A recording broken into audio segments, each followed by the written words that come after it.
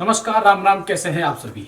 एक बार फिर से स्वागत करता हूं आपका हमारे इस YouTube चैनल के एजुकेशन हब में। साथियों, आज का वीडियो उन छात्रों के लिए है जिन्होंने पशु परिचर का एग्जाम दिया था और अब परिणाम का इंतजार कर रहे हैं। तो साथियों, आज मैं लेकर आया हूं आपके लिए बहुत अच्छी खबर। वो सभी साथी जो परिणाम का इंतजार कर रहे हैं, अब थोड़ा सा दिल थाम के बैठ जाइए, क्योंकि आपका परिणाम का काउंटडाउन जो है शुरू हो चुका है। अब कुछ ही दिनों में आपका परिणाम आपके सामने होगा। मैं वीडियो के अंत में बताऊंगा कि कब तक आपका परिणाम आ जाएगा और फाइनल जो है ज्वाइनिंग कब तक हो जाएगी। लेकिन उससे पहले, क्योंकि परिणाम उनका आएगा जो ये कट ऑफ पार करेंगे, तो सबसे पहले आज की इस वीडियो में हम कट ऑफ का कंप्लीट और एकदम सटीक एनालिसिस करेंगे। ठीक है साथियों, कट ऑफ से पहले हमें कुछ बेसिक डिटेल्स जो है जाननी पड़ेगी, क्योंकि जब भी किसी भी कट ऑफ का एनालिसिस किया जाता है तो कुछ फैक्ट्स जो होते हैं उन्हें ध्यान में रखा जाता है। जैसे नंबर ऑफ वैकेंसीज, यानी कि पोस्ट में वैकेंसीज कितनी थी, फॉर्म कितनों ने अप्लाई किया, अटेंडेंस कितनी रही, जो पेपर था उसका लेवल कितना रहा, और आखिर में जो सबसे बड़ी जो जादू की छड़ी आती है वो आती है नॉर्मलाइजेशन। यानी कि वो एक ऐसी जादू की छड़ी है जो जिसके हाथ लग जाए उसका चमत्कार हो जाता है, और जिसके नहीं लगे तो उसका सब कुछ बेकार हो जाता है। तो ठीक है साथियों, तो आज के इस वीडियो में हम कंप्लीट जो है एनालिसिस करेंगे पशु परिचर भर्ती का। ये साल 2023 में इसका नोटिफिकेशन जारी हुआ था और साल 2024 की सबसे मच अवेटेड भर्ती थी, क्योंकि इस भर्ती में 17 लाख के आसपास जो है आवेदन हुए थे। जी हाँ, 17 लाख प्लस आवेदन हुए थे इसमें। और ये भर्ती का नोटिफिकेशन जो था वो जारी हुआ था साल 2023 में, और साल 2024 के अंत में, यानी कि 1, 2, 3 दिसंबर को जो है इसका एग्जाम कंडक्ट करवाया गया। ठीक है, पूरे राजस्थान के 33 जिलों में। जी, उसके बाद में इसमें जो अटेंडेंस रही, 17 लाख में से करीब 11 लाख अभ्यर्थी जो थे वो एग्जाम हॉल में, परीक्षा देने पहुंचे। तो जो इसकी अटेंडेंस रही है वो करीब 60% रही है, और ऐसी जानकारी आलोक राज जी ने भी अपने ऑफिशियल ट्विटर हैंडल से दी थी, और ये भी हम आपको बता रहे हैं। तो अब आप एक चीज मोटा मोटा अंदाजा लगा लीजिए कि पोस्ट कितनी है, 6000, अप्रोक्स 6000 है। पद बढ़ेंगे इसमें, वो बात आगे करेंगे हम कि बढ़ सकते हैं या नहीं बढ़ सकते, लेकिन फिलहाल हम 6000 पद जो कि नोटिफिकेशन में बताए गए थे, 6000 पद थे। और आवेदन कितनों ने किया था, 17 लाख, और भर्ती में बैठे कितने थे, एग्जाम हॉल में बैठे कितने थे, 11 लाख। यानी 11 लाख में कंपटीशन है 6000 पदों को लेकर। साथियों, अब जो दूसरी मेजर चीज है जो उन 11 लाख अभ्यर्थियों को भी डिवाइड कर देती है, वो आ जाता है इसका सिलेबस। इसका सिलेबस अगर आप देखोगे तो इसमें राजस्थान का भूगोल, राजस्थान का इतिहास, राजस्थान का आर्ट एंड कल्चर, राजस्थान का करंट अफेयर, मैथ्स, रीजनिंग, और इसके अलावा जो है जनरल साइंस, विज्ञान, ये सभी चीजें जो है इसमें रखी गई थी। और ये जो पोर्शन था वो था 105 नंबर का, और जो दूसरा पोर्शन था वो था 45 नंबर का, जिसमें पशुपालन संबंधित जो है वो रखा गया था, मैटर रखा गया था। तो साथियों, इस सिलेबस को 2 भागों में डिवाइड किया गया था। जो पहला भाग था वो जनरली 10वीं तक के जितने भी अभ्यर्थी थे वो सब पढ़ते हैं, और जो तैयारी कर रहे हैं वो भी किसी ना किसी भर्ती में उन सबको पढ़ते हैं। लेकिन जो पशुपालन का जो सेकेंडरी भाग था वो बहुत कम लोग जो थे वो उनके मतलब तैयारी में वो सिलेबस आता है। खासकर जो एग्रीकल्चर विभाग से आता है उसने तो उस सब्जेक्ट को जरूर पढ़ा होगा। तो यहाँ पे कुल मिला के ऐसी गणित बैठी है कि किसी का राजस्थान जीके स्ट्रॉन्ग था तो वो गणित में पिछड़ गया, वो पशुपालन में पिछड़ गया, और किसी का अगर पशुपालन जो एग्रीकल्चर में है, जिसकी साइंस अच्छी है, पशुपालन वाला पोर्शन अच्छा है, वो गणित में पिछड़ गया, वो राजस्थान जीके में पिछड़ गया, वो भूगोल में पिछड़ गया। तो कुल मिला के ये जो सिलेबस था इसने सबको इक्वल कर दिया, और इक्वल करने के बाद में जो आंकड़ा निकल के आया है कि अब एक एवरेज स्कोर, जो सेफ स्कोर हम मान सकते हैं, जिसे आप कट ऑफ कहते हैं, जिसे हम सेफ स्कोर कहते हैं, वो हमारे सामने निकल के आ गया है कि कितना मतलब जो एक स्कोर जो सेफ रहने वाला है, जिसे हम सेफ स्कोर माने, वो क्या रह सकता है। तो इसकी अगर मैं बात करूं तो इसकी बात करूंगा, देखिए साथियों, क्योंकि नॉन टीएसपी में ये सब डिटेल मैंने आपको बताई दी। और अगर मैं कट ऑफ की बात करूं, क्योंकि पेपर जो था वो सबके लिए सेम था, और नॉर्मलाइजेशन जो जादू की छड़ी है वो तो काम करेगी ही सही, क्योंकि 6 पारियों में ये एग्जाम कंडक्ट करवाया गया था। 3 दिनों में 6 पारियों में इसे कंडक्ट करवाया गया था।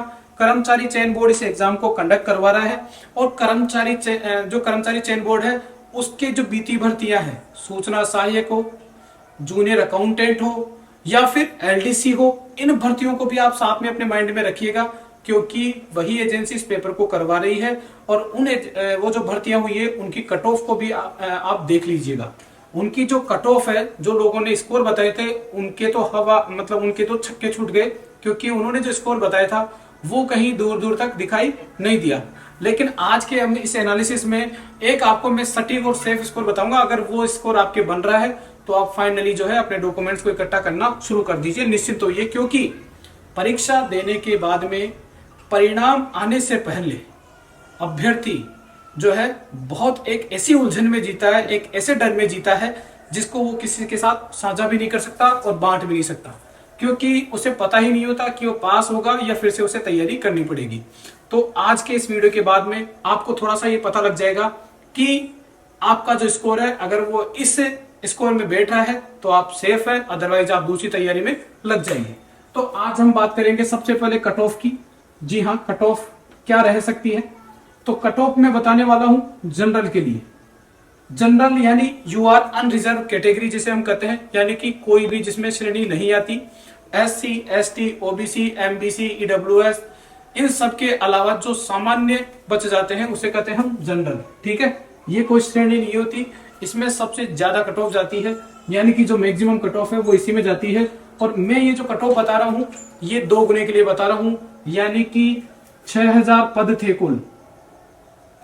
6000 पद है, 5900 कुछ पद है, लेकिन 6000 हम मानते हैं। 6000 पदों के लिए कितने 12000 लोगों का चयन होगा।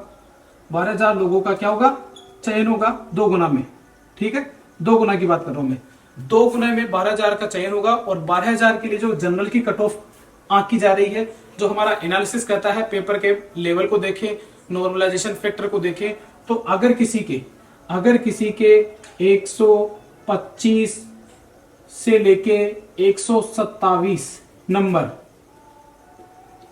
125 से लेके 127 नंबर अगर किसी के बैठ रहे हैं तो यकीन मानिए वो इस भर्ती में 2 गुने में जो है अपने आप को सेफ मान ले और डॉक्यूमेंटेशन की तैयारी कर ले। ठीक है, इसके अलावा फिर आ जाता है ओबीसी, जो दूसरा सबसे बड़ा वर्ग है जिसमें सबसे ज्यादा छात्र आते हैं, वो आता है ओबीसी। ठीक है, और इस ओबीसी की अगर मैं बात करूं तो यहाँ पे अगर आप 122 से लेके और 125 नंबर की बात कर रहा हूं मैं, क्योंकि ये जो पेपर था, इस पेपर में कुल सवाल कितने थे? कुल पूर्णांक जो है वो सभी को पता होगा, ये 150 नंबर का था। 150 नंबर का था और 150 ही सवाल थे। 1 नंबर का 1 सवाल था और नेगेटिव मार्किंग की स्कीम रखी गई थी। नेगेटिव मार्किंग जो है इसमें 1/4 थी। ठीक है, 1/4 इसमें नेगेटिव मार्किंग थी, यानी 4 सवाल गलत होने पे आपका 1 नंबर काट लिया जाएगा। ऐसी स्कीम इसमें थी। और 10वीं का लेवल रखा गया था। पेपर का जो लेवल था वो सेकेंडरी था। उसके बाद की बात कर रहा हूं कि पेपर के बाद में जो है स्कोर कितना बनना चाहिए। ठीक है, इसमें 10वीं पास तो केवल योग्यता रखी गई थी, बाकी एग्जाम हॉल में बैठने वाले ग्रेजुएशन, पोस्ट ग्रेजुएशन, ठीक है, इतने जो है ज्यादातर छात्रों की संख्या वही थी। और यहाँ पे जो सिलेक्शन लेने वाले हैं 6000, ये सब 10वीं पास नहीं, ये सब पोस्ट ग्रेजुएट या ग्रेजुएट बंदे होंगे। ठीक है, तो आ जाइए अपनी बात पे। ओबीसी के कट ऑफ का जो है वो रहेगा अपना 122 से 125 नंबर। अगर आपके ये नंबर बैठ रहे हैं तो आप अपने आप को बिल्कुल सेफ मान सकते हैं। बिल्कुल सेफ की बात कर रहा हूं मैं, इसमें कोई किंतु परंतु नहीं होने वाला। ठीक है, इसके बाद में अगर मैं बात करूं ईडब्ल्यूएस की, ईडब्ल्यूएस के पास अगर आपके पास 121 से लेके और 124 नंबर, ठीक है, 121 से लेके और 124 नंबर अगर आपके बैठ रहे हैं तो आपके लिए ये बहुत सेफ स्कोर है, बहुत अच्छा स्कोर है। इसके बाद में आ जाती है एसटी और एससी की। हालांकि साथियों अब एसटी और एससी में भी जो है कट ऑफ में काफी अंतर देखने को मिल रहा है।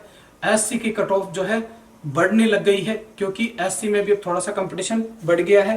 एससी की कट ऑफ हमेशा एसटी से ज्यादा जाती है। ठीक है, तो एससी की मालूम में हम एससी की बात करें, एससी की कट ऑफ जो है वो कितनी रह सकती है? एससी की कट ऑफ में बताऊं आपको तो 107 से लेके और 111 के आसपास जो है इसके नंबर रहने वाले हैं।